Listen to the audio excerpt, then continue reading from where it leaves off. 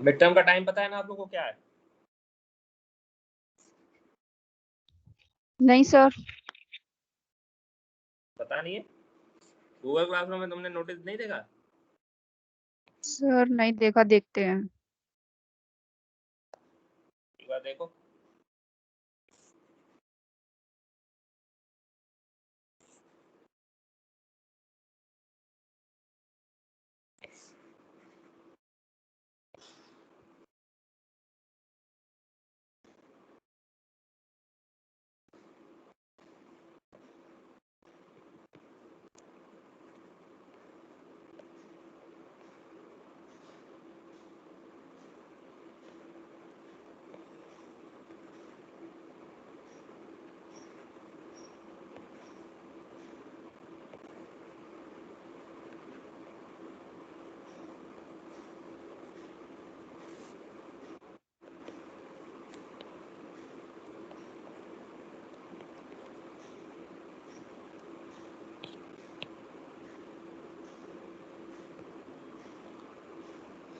ये बेसिकली आपका क्वेश्चन था, ये दूसरा क्वेश्चन है। इसको भी आप लोग नोट कर लो।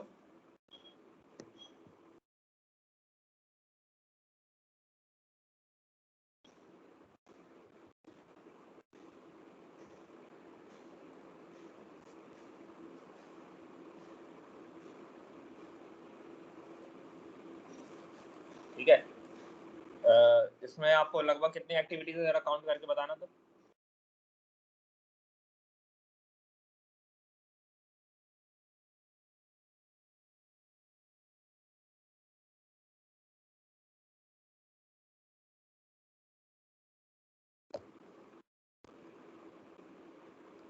सुनील। 12। हाँ 12। 12। जी। और इसमें डमी कौन सा है? डमी एक्टिविटी कौन सा है? 3 4। हाँ 3 से सर, 3 से 4 3 4। 3 से सर, 4 है। 3 से 4। ठीक है, तो एक काम करते हैं।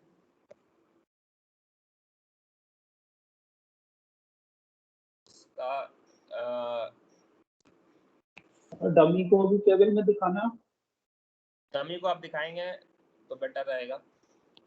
ऐसे कोई फर्क नहीं पड़ता, डमी के साथ आपका कोई भी फ्लोट वगैरह का आपका 3 to 4 अगर हम सब लोग 0 कैलकुलेट आएगा। हाँ, इसमें सारा कुछ आपका 0 आएगा। ठीक है, लेकिन एक तरह से दिखा दोगे तो कोई नुकसान नहीं है। ठीक है। सर डमी के लिए टीएल, जेटीएल, आई ये सब सेम होता है जैसे और नॉर्मल कैलकुलेशन में होता है? नॉर्मल जो एक्टिविटी का कैलकुलेशन करोगे वैसा ही रहेगा। बस उसमें अंतर ये पड़ जाएगा आपका कि आपको टी आई जे जो होता है, मतलब जो भी एक्टिविटी का अपना जो रिसोर्स हुआ, जो भी आपका रिसोर्स ऑक्यूपाई करेगा वो आपका 0 हो जाएगा। ठीक है, बस ये फर्क पड़ता है और कोई फर्क नहीं पड़ता। तो लेट्स से अगर हम इसका एक सैंपल कैलकुलेशन ही आपको करके दिखाते हैं। सबसे पहले तुमको क्या करना पड़ेगा, ऐसा क्वेश्चन है तो नेटवर्क डायग्राम बनाना होगा। शुरुआत करेंगे हम लोग आपका फर्स्ट नोड से। लेट्स से हम लोग पहला जो फर्स्ट पास करते हैं, फॉरवर्ड पास जो करते हैं हम लोग, आपको ग्रीन से नोट कर रहे हैं। और पहला जो हो गया 1 पे क्या लिखेंगे बता देना जल्दी जल्दी, क्या क्या होगा, कहाँ से क्या क्या लिखेंगे। ठीक है, 1 पे क्या लिखेंगे? 0। 0। Yes sir. बाद 2 पर 5। सर 2 पर 5। फिर सर 5 पर 8। 9। कहाँ पे? 3 पर 8। 3 सबसे पहले 3 पे लिखेंगे 8, उसके बाद सर 4 4 पर पर 3। 4 पर 8। 4 पर 8। समझ में आ रहा है 8 क्यों 3 क्यों नहीं है यहाँ पे 4 पे? Yes sir, yes sir, 8। Yes sir, yes sir. इसके बाद हम लोग 5 पे जा सकते हैं, क्योंकि 5 पे आपको 4 से भी एरो जा रहा है और 2 से भी एरो जा रहा है। अब बताओ 5 पे क्या होगा? 12। कितना? 12 12। 12। अब कहाँ लिख सकते हैं? 6 6 पे कितना होगा? 14। 7 पे? 15। 7 पे देखिए सर 21 कितना? 21 सर 21 कैसे किया यार? 21 14 + 7, ठीक है। दो पाथ था आपके पास, आप चाहो तो ये वाला पाथ देख सकते हो, चाहो तो ये वाला देख सकते हो। दोनों में सबसे जो मैक्सिमम वैल्यू आएगा, तो आप देखोगे यहाँ से जा रहे हो तो 8 + 7 कितना हो जाएगा आपका? 15। यहाँ से देखोगे तो 14 + 7 हो रहा है आपका, ये हो रहा है 21, तो आप यहाँ पे 21 लिखोगे, ठीक है। तो ये 21 हुआ। अब 8 पे क्या वैल्यू आएगी? 30। 30। वही बैक 30 कैलकुलेशन अब करते हैं, बैकवर्ड पास कर रहे हैं, आपका पर्पल से दिखा रहे हैं। तो यहाँ पे बैक पे लिखेंगे, ये 30 हो गया। उसके बाद आप कहाँ जा सकते हैं? 7 7 पे लिखेंगे कितना? 30 - 21 21। 6 पे क्या लिखेंगे? 2 - 4 21 - 7 21 - 7 लिखेंगे। 30 - 12 नहीं करेंगे आप, ध्यान रखना। यहाँ पे भी दो ऑप्शन है आपके पास। आपके पास एक इधर से जा रहा है, एक इधर से आ रहा है। अगर इधर से आता है तो कितना हो जाएगा? 30 - 12। ये वैल्यू कितनी हो जाएगी आपकी? 30 - 12 करेंगे तो कितना होगा? 18 18 हो रहा है। 18 अगर हम यहाँ से जाएंगे तो कितना होगा? 21 - 7, तो ये होगा 14। तो जो मिनिमम वैल्यू होगा वो बैकवर्ड पास में मिनिमम वाला लिखेंगे। तो यहाँ पे हमने 14 लिखा। सिमिलरली 5th पे जाएंगे तो क्या होगा? 24 5th पे आपका 24 हो गया। अब वापस अब यहाँ से हम लोग कहाँ जा सकते हैं? 5th से पीछे जाएंगे तो बताओ कहाँ जा सकते हैं? 2 पर 5 पे जाएंगे। जाके देखते हैं। 5 पे जाएंगे तो कितना हो जाएगा? 24 - 4 कितना होगा? 20, ठीक है। अब बताओ 3 पे कितना होगा? 3 पे, या फिर बताओ 4 पे कितना होगा? 20 4 पे 14 - 6 8 मास्टर। कितना हो गया? 8 8 या 14 फिर - अगर 6 8। 8 होगा, अब 3 पे कितना होगा वैल्यू? 21 - 7 फिर यही गड़बड़ कर रहे हो बार बार। सर 8 8 8 होगा। 8 होगा ना। 4 से वापस आया तो हाँ 0 8 होगा। होगा। ये ध्यान रखना, ऐसे ही गलती होगी एग्जाम में। फिर उसके बाद एक गलत हो जाएगा, क्रिटिकल पाथ आपका सही नहीं आएगा, ठीक है। अब सब भर दिया। अब बताओ क्रिटिकल एक्टिविटीज कौन कौन सी है यहाँ पे? सर जहाँ जहाँ स्लाइड 0 आ रहा है 1 3 4 6 8 1 1 3 4 6 7 8 1 3 4 6 7 6 6 7 8 7 8 6 7 8 7 8 7 और 8 तो आपका क्रिटिकल पाथ क्या हो जाएगा? 1 3 4 6 7 8 1 ये ये ये फिर, ठीक है। तो ये आपका क्रिटिकल पाथ हो गया। मतलब बेसिकली अब आपको जो टेबल में एक्टिविटीज बनानी है, इसके बाद आप बनाओगे। कौन कौन सी बनानी है एक्टिविटी वो हम आपको बता देते हैं। जिस सीक्वेंस में हम आपको बता रहे हैं उसी सीक्वेंस में कोशिश करना बनाना, ताकि आपका जो रिजल्ट आएगा हम उसको अपने से आसानी से कंपेयर कर पाए। एक्टिविटी लिखना, फिर आपके पास जो टाइम ड्यूरेशन हुआ वो EST हर एक्टिविटी का लिख सकते हो, LST लिख सकते हो, EFT लिख सकते हो, फिर LFT लिख सकते हो, ठीक है। ये तो आपको बेसिक कैलकुलेशन हुआ वो। फिर इसके बाद आता है आपके पास टोटल फ्लोट, फ्री फ्लोट,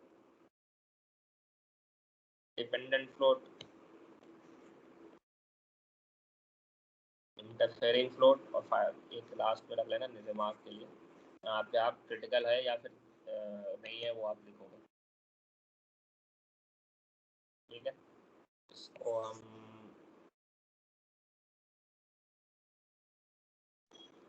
लंबा जाएगा।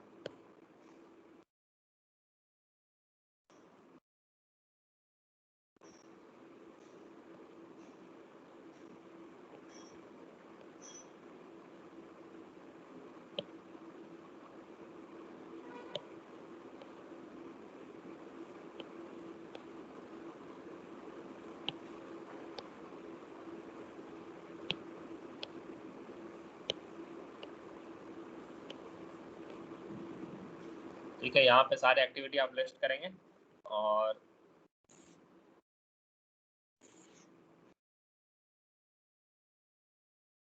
जो नॉर्मल स्टैंडर्ड तरीका है 1 to 2 1 to 4 1 to 3 2 to 5 ऐसे लिखते जाओगे।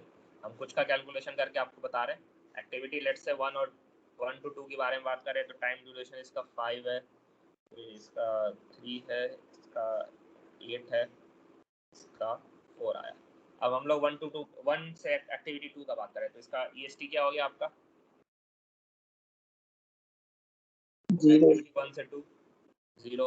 LST sir 0 LST 0 plus 5 5 5 5 EFT EFT 1 to 2 20 ये LFT 20 होगा सर, 20 minus 5 15 होगा ये। 15 और LFT 20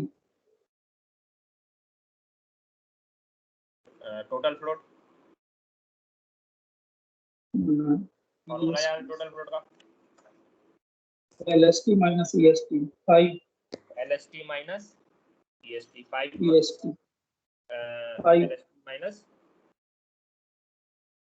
EST 5 minus 0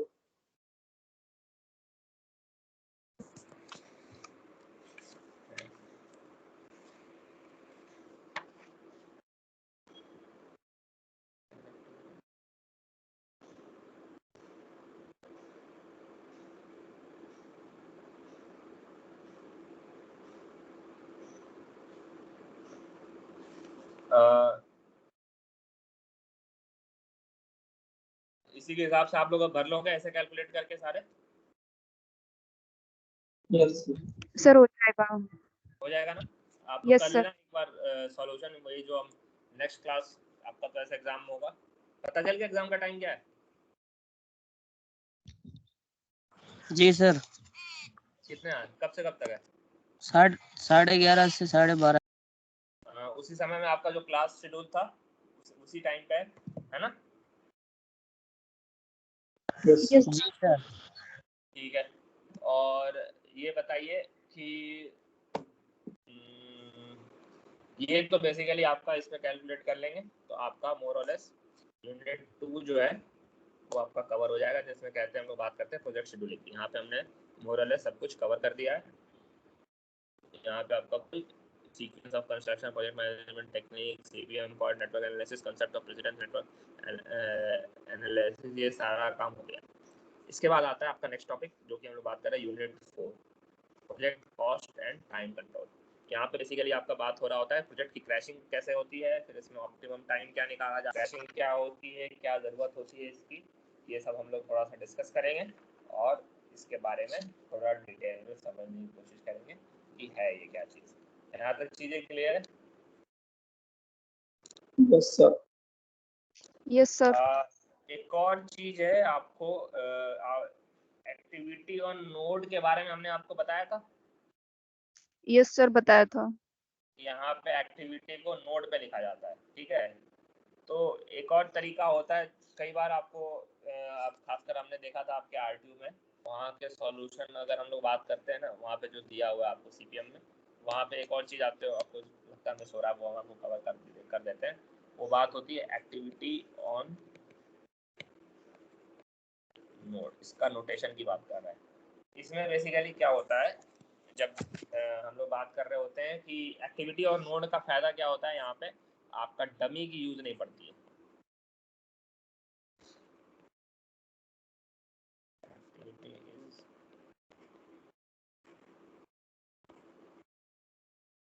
तो एक तरीके से कह सकते हैं कि कई बार आपका ये एक तरह से सिंपलर रिप्रेजेंटेशन होता है। तो इसमें बेसिकली अगर आपके पास क्वेश्चन आया है कि लेट्स से आपका जो रिप्रेजेंटेशन आ रहा है, अगर हम लोग इसी क्वेश्चन का पार्ट लेते हैं, यहाँ पे आपको दिख रहा था 3 to 4 वाला जो रूट था, वहाँ पे आपको डमी दिख रहा था 0 एक्टिविटी का, ठीक है, दिख रहा था।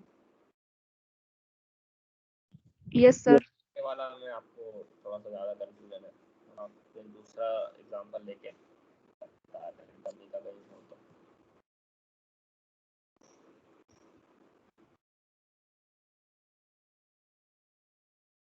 हाँ, ये वाला नेटवर्क अगर हम लोग लेते हैं, इसी को हम लोग एक्सप्लेन करेंगे वहाँ पे।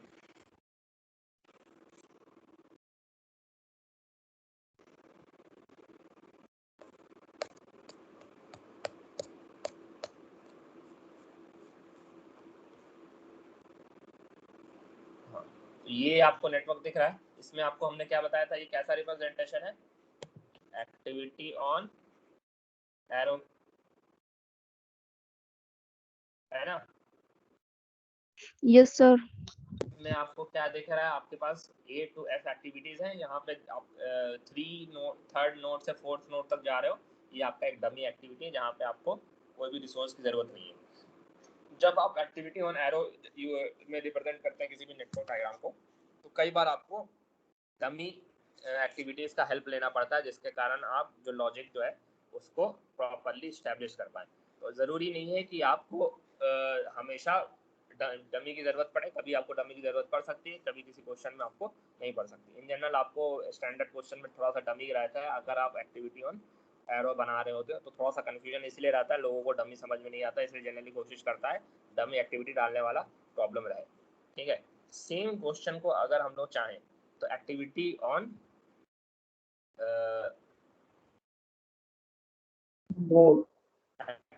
एक्टिविटी ऑन भी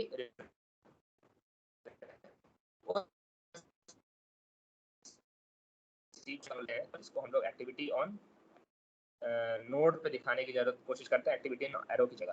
तो यहाँ पे आपको क्लियरली दिख रहा है सबसे पहले दो एक्टिविटी ए, तो यहाँ पे हम लोग क्या करते हैं, सारे एक्टिविटी को एरो पे दिखाने की जगह आप नोड पे ही रिप्रेजेंट करते हो। नोड पे रिप्रेजेंटेशन आप चाहो तो सर्कल से कर सकते हो, चाहो तो स्क्वायर से भी करते हो। कई बार आपको खासकर मैंने जो आपका देखा है वहाँ पे स्क्वायर से भी रिप्रेजेंट किया जाता है, तो वहाँ पे इन्होंने क्या किया, एक्टिविटी ए को इस स्क्वायर पे दिखा रहा है। ठीक है, यहाँ पे दिखा रहा है कि एक्टिविटी का प्रीडिसेसर एक्टिविटी क्या है, एक्टिविटी बी है। तो हमने क्या किया, डायरेक्टली इसको यहाँ पे नोड्स टू नोड ही कैलकुलेट किया और यहाँ पे डायरेक्टली आपको बी शो कर दिया। सिमिलरली एक्टिविटी सी का भी प्रीडिसेसर आपको यहाँ पे दिखा रहा है, एक्टिविटी ए ही है, हमने उसको भी डायरेक्टली यहाँ पे शो किया और अगेन यहाँ पे रिप्रेजेंटेशन थोड़ा सा अलग दिखा यहाँ पे शो। फिर एक्टिविटी को दिखा रहे हैं जो बोला डी और सी दोनों कर रहा है, यहाँ यूज करना पड़ रहा था, लेकिन अब चूंकि हम लोग यहाँ पे एक्टिविटी को डायरेक्टली एरो पे दिखा रहे हैं तो हमें डमी की जरूरत नहीं पड़ेगी और डायरेक्टली हम उसको कुछ ऐसे रिप्रेजेंट कर सकते हैं। आपको बी सी से रिप्रेजेंट किया, फिर उसके बाद ये हो गया एक्टिविटी आपका ई, यहाँ से आपको एक्टिविटी जो जा रहा है वो एक्टिविटी डी हो गया, और एक्टिविटी डी और ई दोनों पे डिपेंड करने वाला एक्टिविटी आपका एफ है। तो इसको थोड़ा सा हम लोग अगर मूव कर दें इधर,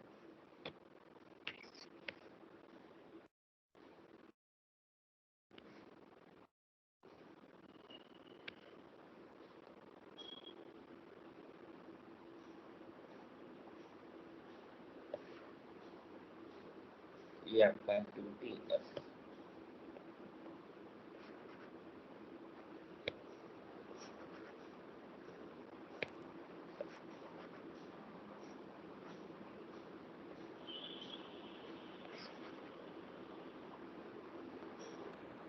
ठीक है, तो सेम क्वेश्चन को हम लोगों ने दो तरीके से नेटवर्क डायग्राम में अगर दिखाना हो तो वैसे दिखाया। पहला ऊपर वाला एक्टिविटी ऑन एरो पे हुआ, दूसरा वाला एक्टिविटी ऑन नोड पे। आ रहा है समझ में? Yes sir. Yes sir. ठीक है, अब यहाँ पे आपको कुछ कुछ टर्मिनोलॉजी भी यहाँ पे हल्का चेंज होता है। यहाँ पे आपको कई बार लिखने का तरीका में ऐसा आता है, इसमें देखते हैं क्या लिखा जा सकता है। यहाँ पे आपको जैसे ड्यूरेशन दिखाना है, तो आप चाहो तो ड्यूरेशन को यहाँ पे एक्टिविटी के नीचे शो कर सकते हैं। तो एक स्टैंडर्ड रिप्रेजेंटेशन का जो तरीका होता है वो हम आपको यहाँ पे बता रहे हैं। वो क्या होगा, लेट्स से ये आपका एक्टिविटी है, यहाँ पे हमने बीच में इसको एक डॉटेड लाइन से बाइफरकेट कर दिया, लेकिन बाइफरकेटेड होता नहीं है। ये आपका एक्टिविटी यहाँ से आगे वाली है और यहाँ पे इसके पहले वाली है। यहाँ पे अगर आप चाहें तो यहाँ पे EST लिख सकते हैं, यहाँ पे LST लिखोगे, सिमिलरली यहाँ पे EFT लिखा जाएगा, यहाँ पे LFT लिखा जाएगा। ये जो एक्टिविटी आपका खुद का हो गया और इसके साथ एसोसिएटेड टाइम ड्यूरेशन है वो यहाँ लिखा जाएगा। आ रहा है समझ में? Yes sir. Yes sir. तो यहाँ पे गिवन एक्टिविटी को भी आप सिमिलरली यहाँ पे हर एक्टिविटी के नीचे जो भी आपका टाइम आएगा, तो लेट्स से एक्टिविटी ए के बारे में बात कर रहे हैं तो इसमें एक्सपेक्टेड टाइम 30 डेज है, तो यहाँ 30 लिखेंगे। हमने थोड़ा सा छोटा स्क्वायर बनाया तो थोड़ा सा आप लोग कोशिश करना हल्का क्लियर है। एक्टिविटी बी में 40 डेज, सी में 60, डी में 25, ई में 45 और एफ में 20। सिमिलर समझ में आ गया? यस और यस इसी हिसाब से हर नोड पर हम लोग कैलकुलेशन भी अब कर सकते हैं। तो एक्टिविटी ए का अर्लीस्ट स्टार्ट टाइम क्या होगा? 0 होगा, अर्लीस्ट फिनिश टाइम होगा 0 + 30। ठीक है, तो उसी हिसाब से हम लोग चीज़ों को यहाँ पे रिप्रेजेंट कर सकते हैं। समझ में आ रहा है? Yes sir. तो एक छोटा सा, कई बार आपको इसी हिसाब से कैलकुलेशन रहेगा तो वहाँ पे आपको ज़्यादा टेंशन लेने की ज़रूरत नहीं है, चीज़ें ऐसे भी दिखाई जाती है। तो एक छोटा सा वो देख लो, ये भी हो सकता है आपसे पूछे।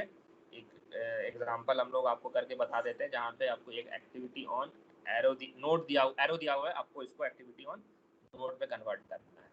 ठीक है, तो ये जल्दी से हम लोग कर लेंगे और नोट पे करने के बाद आपको जो कैलकुलेशन जिस फॉर्मेट में अभी हमने आपको दिखाया है वैसे कैलकुलेशन करके दिखाना भी है। तो 2 क्वेश्चन हो गए। एक क्वेश्चन अभी तो हमने पूरा टेबल वाला बताया था वो करना है आपको, और एक जो अभी हम दे रहे हैं वो करेंगे।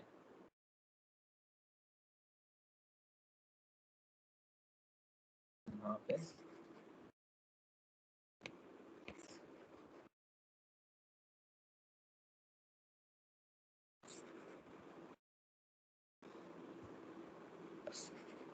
इसमें आपको एक थोड़ा सा कंफ्यूजन रहेगा, इसलिए ये करवा रहे हैं।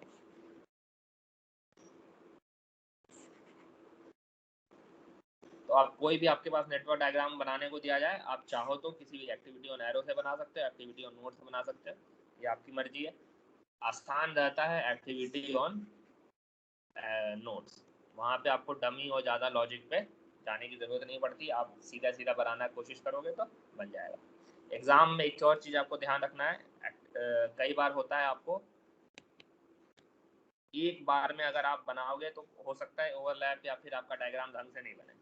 तो हम यहाँ पे तो आपका एडिट कर लेते हैं, आपको एग्जाम में कोशिश करना है हल्का सा रफ में एक बार कैलकुलेशन का रफ डायग्राम बना लेना, उसके बाद फाइनल आप लोग बनाओगे तो जो फाइनल डायग्राम आइडिया लग जाएगा आपको, देखने में ठीक सा बनेगा वो। ठीक है, ये लेट से 6, ये हो गया 3, ये हो गया 4 एक्टिविटी। तो ये हो गया एक्टिविटी ऑन ए एरो। आपको इसको कन्वर्ट करना है एक्टिविटी ऑन नोट पे, और बाकी सारे कैलकुलेशन भी इसके साथ साथ करते हैं। तो एक चीज यहाँ पे आपको कंफ्यूजन दिख रही होगी, दो एक्टिविटी आपका यहाँ पे साथ में स्टार्ट हो रहा है और साथ में ही टर्मिनेट हो रहा है। तो उसको कैसे रिप्रेजेंट करेंगे आपको दिखाना नोट्स में, तो वहाँ पे आपको थोड़ा सा चीज़ें चेंज हो रही होगी। ठीक है, तो यहाँ पर वैसे हम चाहे तो नंबर कर देते हैं ताकि आपको आसान हो। 1 2 3 4 5। ठीक है, तो आप इसको एक बार एक्टिविटी ऑन नोट्स पे कन्वर्ट करके देखिए कैसे बनेगा।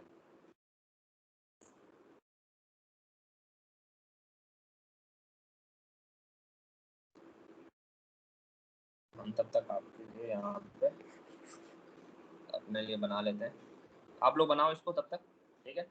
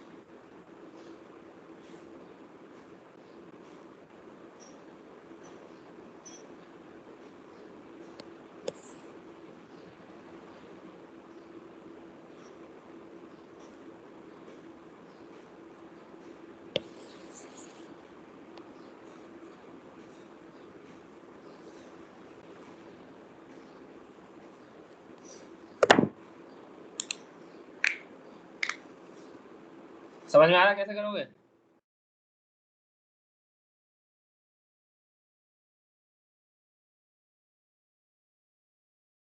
Hello, yes sir. तो यहाँ पे देखना है कि आपका एक्टिविटी दो एक साथ स्टार्ट हो रहा है, एक्टिविटी ए और एक्टिविटी बी, और टर्मिनेट भी दो एक्टिविटी साथ में कर रहा है, एक्टिविटी ई और एक्टिविटी के। तो यहाँ पे आप चूंकि आपको यहाँ पे दोनों को एक कहीं ना कहीं एक पॉइंट हमने आपको बताया तो शुरुआत करना होता है, एक पॉइंट पे खत्म करना होता है। तो आप क्या करते हैं, डमी एक्टिविटीज को इंट्रोड्यूस कर देंगे यहाँ पे, ठीक है। तो डमी एक्टिविटी जो इंट्रोड्यूस करेंगे ताकि आप यहाँ पे लॉजिकल रिलेशनशिप यहाँ पे डेवलप कर सके, मेंटेन कर सके। तो मान लो हम यहाँ पे शुरुआत, और यहाँ पे लिख रहा है कि एक्टिविटी ए के बाद सी हो रहा है और जी जो एक्टिविटी ए पे डिपेंड कर रहा है। आपको ग्राफ से यहाँ पे मतलब जो नेटवर्क डायग्राम है वहाँ से समझ में आ रहा है। तो इसको बेसिकली हम लोग क्या करते हैं, लेट्स से यहाँ पे इसको लिखते हैं एक्टिविटी डी, डी लिखने से अच्छा D0 या फिर S0 कर देते हैं, स्टार्ट एक्टिविटी कर देते हैं S0, और यहाँ पे एंड एक्टिविटी हो गया F0। ड्यूरेशन यहाँ पे आपका 0 इसलिए लिख रहे हैं ताकि आपको पता चल जाए कि यहाँ पे ड्यूरेशन की ज़रूरत नहीं है। यहाँ पे S ऐसे 0 कर देते हैं, यहाँ पे F फिनिश एक्टिविटी है, यहाँ पे इसका ऐसे 0 होगा। फिर आपको दो एक्टिविटी पैरेलली स्टार्ट हो रही है, एक्टिविटी ए और एक्टिविटी बी। हमने यहाँ पे एक्टिविटी ए लिख दिया, यहाँ पे एक्टिविटी बी लिख दिया। एक्टिविटी सी जो है एक्टिविटी ए पे डायरेक्टली डिपेंडेंट है, तो यहाँ पे हमने सी लिखा। और एक्टिविटी जी जो है वो भी एक्टिविटी ए पे डिपेंड है, तो हमने यहाँ पे इसका रिलेशनशिप कुछ ऐसे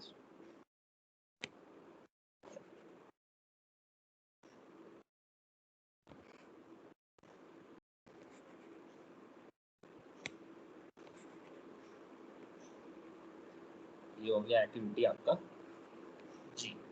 सिमिलरली नीचे अगर हम लोग यहाँ पे देखें तो एक सेकंड, यहाँ पे इसको ऐसे ज्वाइन कर देते हैं।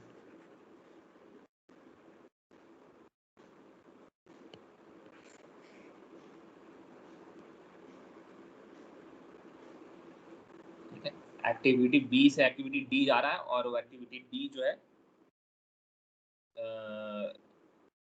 के में टर्म जा रहा है। फिर आपको के पहुंचने के लिए आपको जी के थ्रू होके जाना है, तो आप यहाँ पे ऐसे लिख सकते हो, बी जाएगा, बी से आप जा रहे हो एक्टिविटी बी में, डी से एक्टिविटी के में जा रहे हैं, ये लेट से एक्टिविटी आपका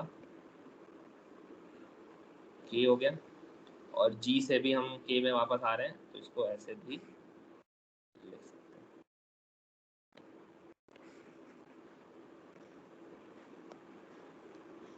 ठीक है, ऊपर में अगर हम लोग देखें तो एक्टिविटी सी से हम लोग वापस ई में जा रहे हैं, यहाँ पे ई हो गया एक एक्टिविटी, और ई और के से दोनों हम लोग एक साथ टर्मिनेट कर रहे हैं एक्टिविटी एफ में, तो उसको भी हम लोग ऐसे यहाँ रिप्रेजेंट कर सकते हैं।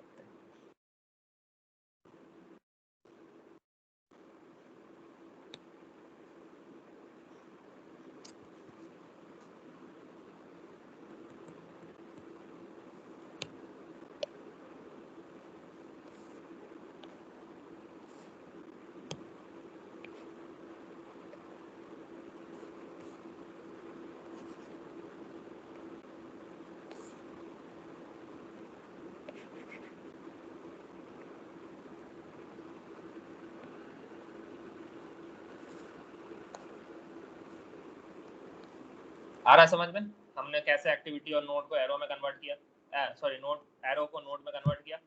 Yes sir, yes sir. आप यहाँ पे हर एक्टिविटी के साथ जो एसोसिएटेड टाइम ड्यूरेशन था वो हमने यहाँ पे नोट कर लेते हैं, और फिर एक बार कैलकुलेट करके देखते हैं कि आपका कैसे कैलकुलेशन होता है। ए पे 5 है, बी पे कितना है 2, डी पे 8, के पे 6, एफ पे आपका 0, ई पे 3, जी पे 2, सी पे 4। ठीक है, अब यहाँ पे सबका EST EFT जो भी वैल्यूज होती है वो हम लोग यहाँ पे लिख सकते हैं कैलकुलेट करके। तो लेट्स से एस से स्टार्ट करते हैं। एस स्टार्टिंग एक्टिविटी है, तो earliest start time 0, earliest finish time इसका 0 है ना। यस। एक्टिविटी ए का EST क्या होगा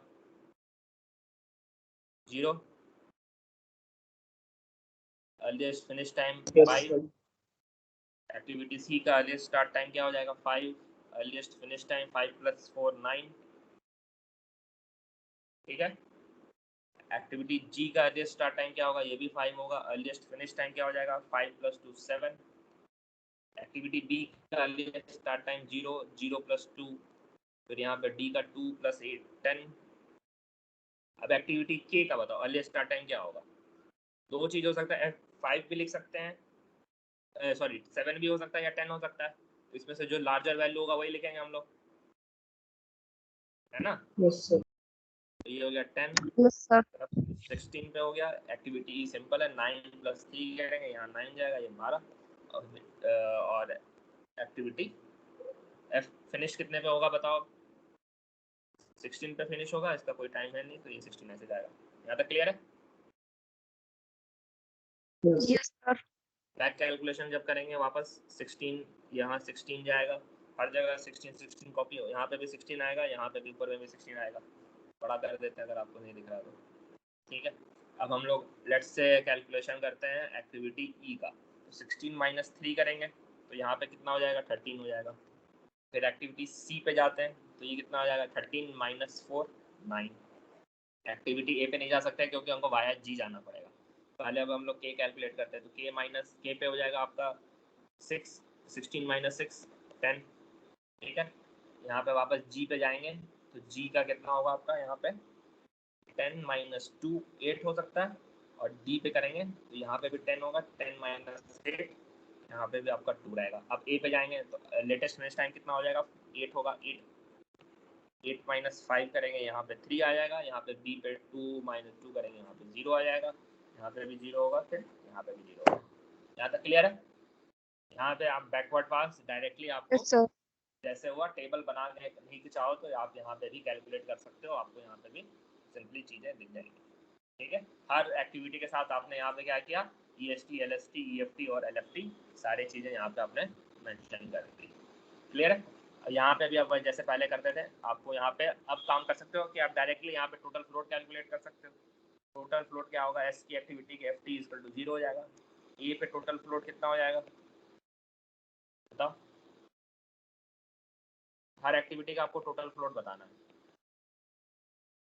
3 5 होगा। 3 होगा या 5 होगा, 5 5 कैसे होगा भैया, 3 होना चाहिए सर। 3 होगा ना। सर 0 5 - 0 सर, वो 5 ही तो होगा। 5 - 0 थोड़ी होगा, आपको 8 जब फ्लोट कैलकुलेट करना है तो 3 - 0 करोगे या 8 - 5 होगा सर। और 8 सर - 5 क्या EST है, ये 5 क्या है सर, EFT है क्या LST है सर।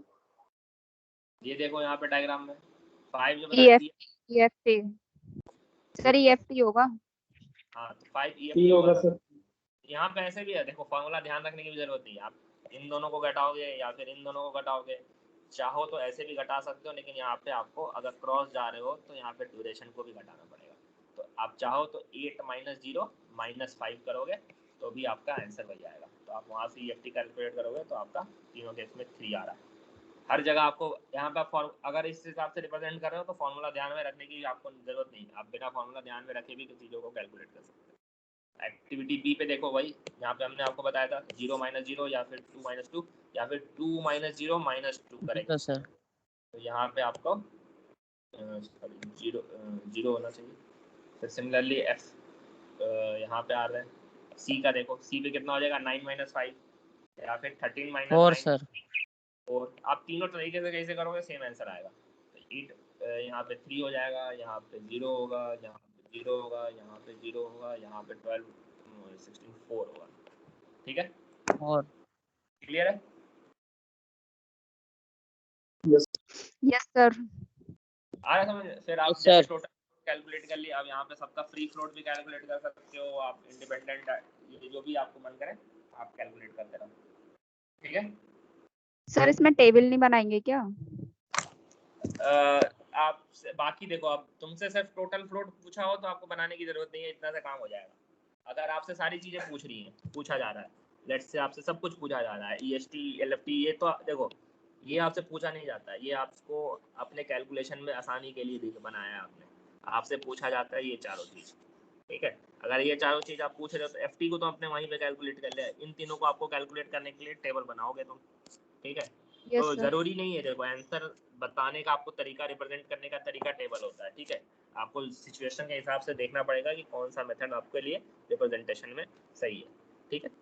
सामने वाले को आसानी से सारे आंसर मिल जाए, वो आप एग्जाम में कोशिश करेंगे चाहिए। जनरली यहाँ पे जो प्रैक्टिस है टेबल बनाते हैं, तो आप कोशिश करना टेबल बना देना, ठीक है। Okay sir. लेकिन आपके डिपेंड करता है कि क्या जरूरत है, उसके बेसिस पे काम करें। यहाँ तक चीजें क्लियर है? Yes sir. तो आप नोट करना है तो नोट कर लो, फिर नेक्स्ट वाला टॉपिक हम लोग स्टार्ट करते हैं। क्रैशिंग क्या होती है, कॉस्ट मॉडल स्टडी क्या होती है, ये सारी चीज़ों पे ध्यान, ठीक है। इसको नोट करना है, नोट कर लो। थोड़ा सा हम आज इंट्रोडक्शन दे देते हैं कि आपको क्रैशिंग क्या होता है, कॉस्ट मॉडल क्या होता है। नेक्स्ट क्लास से उस पर डिटेल में हम लोग जाएंगे। क्या है आज आपको डायरेक्ट कॉस्ट, इनडायरेक्ट कॉस्ट, क्या वेरिएशन होता है, आपका कॉस्ट फ्लो क्या होता है, ये सब थोड़ा सा इंट्रोडक्शन देंगे।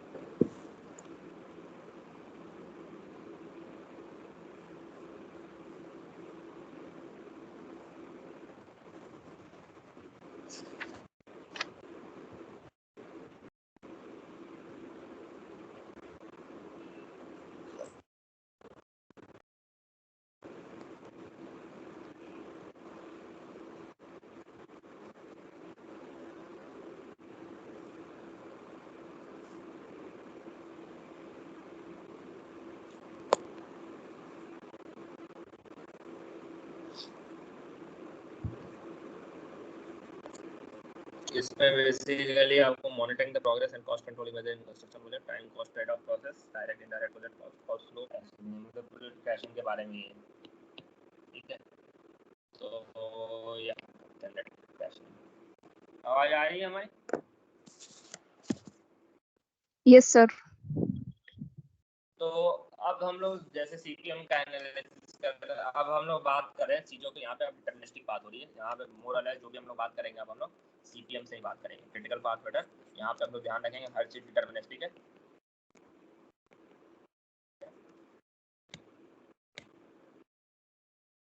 ठीक है। यहाँ पे प्रोबेबिलिस्टिक या फिर पॉइंट वाली हम लोग डिस्कशन पे फिलहाल यहाँ का जो टॉपिक चल रहा है आपका उस पर नहीं जाएंगे, ठीक है। तो यहाँ पे बात जब हो रही थी होती है आपकी कंस्ट्रक्शन प्रोजेक्ट में, तो इसमें 2-3 तरीके के कॉस्ट होते हैं जहाँ पे जो कि आपके प्रोजेक्ट के प्रोग्रेस में इंकर होते हैं, ठीक है। तो 2 इम्पॉर्टेंट कॉस्ट यहाँ पे जो क्लासिफाई किए जाते हैं वो क्या होते हैं। सबसे पहला जो होता है आपका इनडायरेक्ट कॉस्ट। ऐसे कॉस्ट जो कि आपको डायरेक्टली मेजर नहीं कर सकते हैं या फिर आपको डायरेक्टली एसेस नहीं कर सकते। फॉर एग्जांपल आपने ज़मीन हायर किया होगा जहाँ पे आप अपने प्रोजेक्ट स्टाफ को रखें, लेबर को रखने का एकोमोडेशन का कॉस्ट हो गया, आपको ओवरहेड चार्जेस हो गए, मतलब उस प्रोजेक्ट को रन करने के लिए जो हेड ऑफिस में जो कॉस्ट खर्च हो रहा है, रनिंग कॉस्ट हो रहे हैं, वो सारे जो कॉस्ट आते हैं आपके बेसिकली इनडायरेक्ट कॉस्ट में आते हैं। और सेकेंड तरीके का जो कॉस्ट होता है उसको डायरेक्ट कॉस्ट कहते हैं। ये कॉस्ट होता है जो आपके एक्चुअल प्रोजेक्ट में खर्च हो रहे होते हैं। फॉर एग्जांपल आपका लेबर का, मटेरियल का कॉस्ट, इक्विपमेंट का कॉस्ट, आप जो फ्यूल यूज़ करेंगे वो मोबाइल आप यूज़ करेंगे वो उसका कॉस्ट, आपके इक्विपमेंट को रन करने के लिए जो इलेक्ट्रिसिटी ये सब चीज़ की जरूरत होगी, ये सारी चीज़ें आपके डायरेक्ट कॉस्ट में आते हैं। यहाँ पे समझ में आ रहा है 2 तरीके के कॉस्ट हो गए। एक हो गया इनडायरेक्ट कॉस्ट, जनरली इसको रिप्रेजेंट करेंगे आईसी से, डायरेक्ट कॉस्ट को डीसी से रिप्रेजेंट करेंगे। यहाँ तक चीज़ें क्लियर है?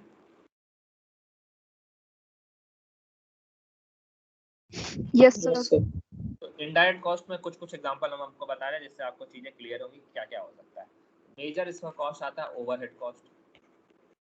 टर्मिनोलॉजी अगर आपको नया कुछ लगे तो आप हमसे पूछना कि मतलब क्या होता है, ठीक है। ओवरहेड कॉस्ट बेसिकली क्या होता है, उस प्रोजेक्ट को रन करने के लिए जो हेडक्वार्टर में खर्च हो रहे होते हैं। जैसे कि एक बड़ी सी कंपनी ले लेते हैं, लेट्स से एल&टी की बात कर रहे हैं, इसने बहुत सारे प्रोजेक्ट आपने वहाँ पे साइन किए हुए हैं, लेकिन एल&टी हेडक्वार्टर में भी कुछ लोग होंगे जो कि प्रोजेक्ट के रनिंग को मॉनिटर करने को, ऑडिट का काम, ये सारा काम आप देखते रहते हैं।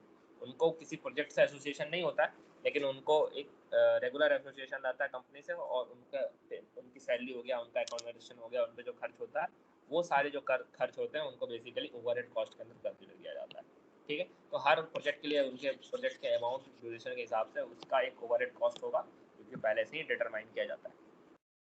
दूसरा हो गया कि आपको प्रोजेक्ट और भी चीज़ें हो सकती हैं इनडायरेक्ट कॉस्ट में। मान लो आपको कुछ लॉस हो रहा है, कुछ पेनाल्टी आपको पे करना पड़ रहा है, कुछ आपको रेंटल्स हो गए, आपने रेंटल मतलब आपने ज़मीन रेंट किया हुआ है, या फिर उसको, ये रेंटल आपके इक्विपमेंट का रेंटल नहीं है, ये दूसरा रेंटल है, इस पर ध्यान रखना। आपने ज़मीन हायर किया हुआ जहाँ पे आप प्रोजेक्ट को प्रोजेक्ट इंजीनियर उनको रहने के लिए जो जगह बना रहे हो, वो हो गया आपका रेंटल। फिर प्रोजेक्ट का अदर एकोमोडेशन, आपने जो सिक्योरिटी स्टाफ रखा हुआ है, ये सब चीज़ों का जो खर्च है, वो सारे खर्च आपके इनडायरेक्ट कॉस्ट में आते हैं।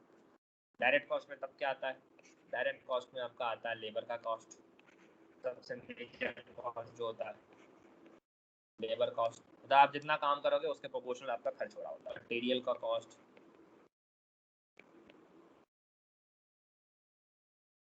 इक्विपमेंट का कॉस्ट,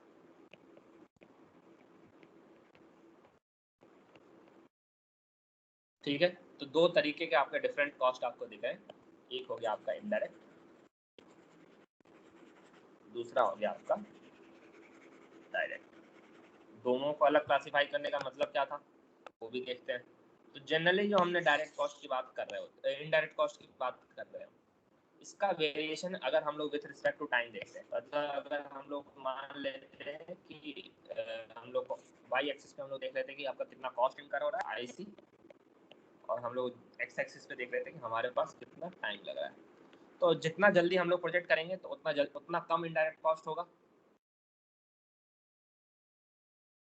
हाँ क्या ना।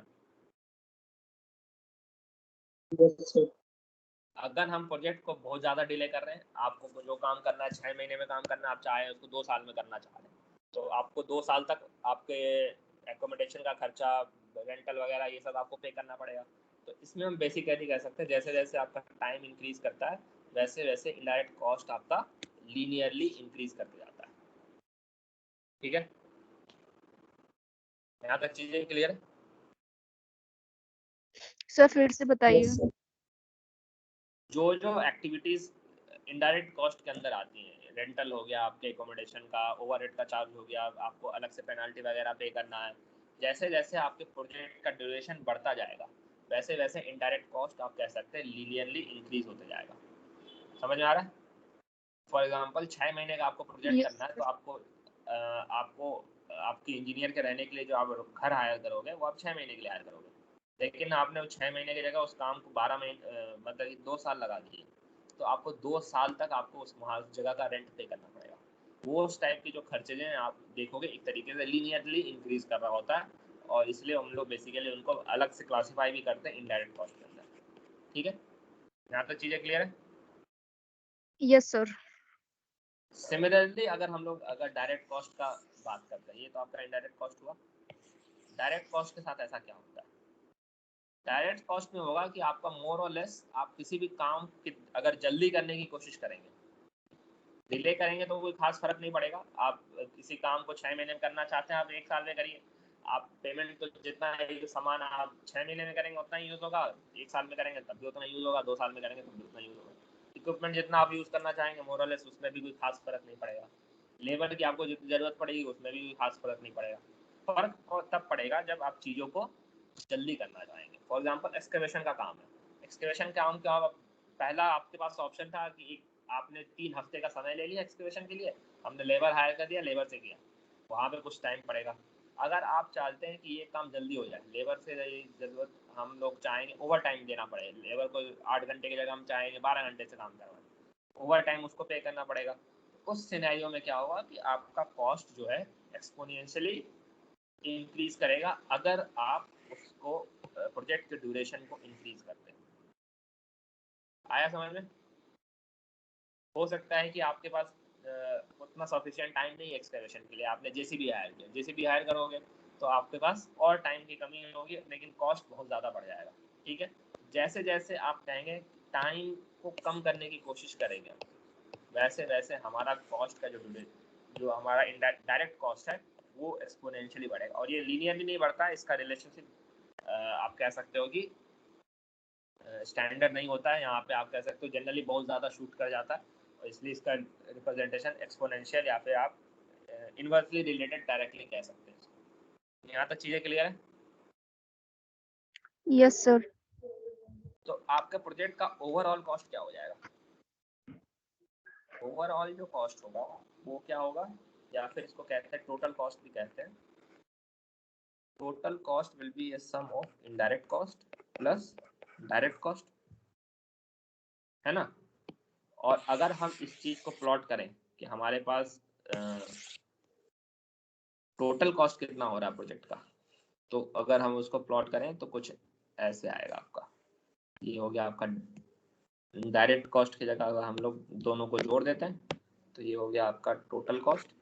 तो एक लाइन आपको ये दिख रही है, ये लाइन आपको डायरेक्ट कॉस्ट की दिख रही है, दूसरी लाइन आपको दिखेगी ऐसे इनडायरेक्ट कॉस्ट की।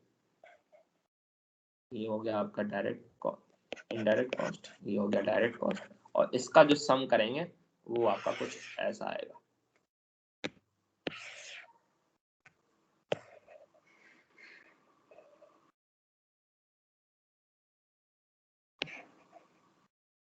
ये हो गया आपका टोटल कॉस्ट। समझ में आया? Yes sir. और इसके करस्पॉन्डिंग जो टाइम होगा, जहाँ पे एक आपको टाइम दिखेगा यहाँ पे आपका कॉस्ट मिनिमम लग रहा है, ठीक है।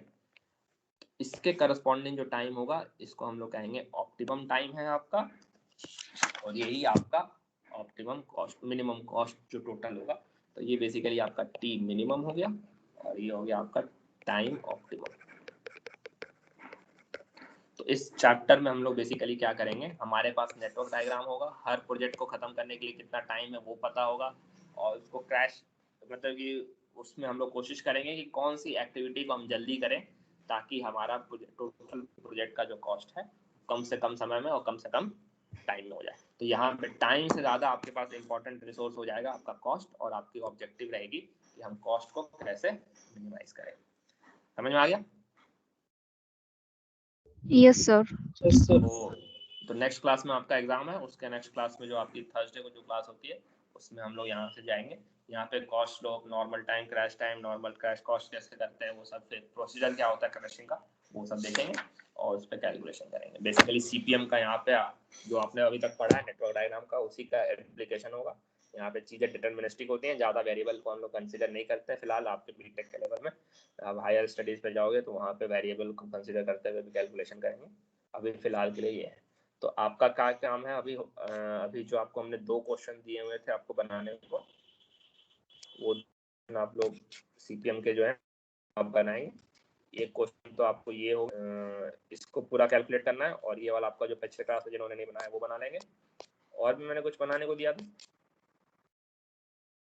और कुछ नहीं दिया था, ठीक है। चलिए, आपको कुछ पूछना है तो सेकेंड हाफ में हम ऑनलाइन रहेंगे, आप वहाँ पे उस समय पूछ लेना। थैंक यू, क्लास कंक्लूड कर रहा हूँ।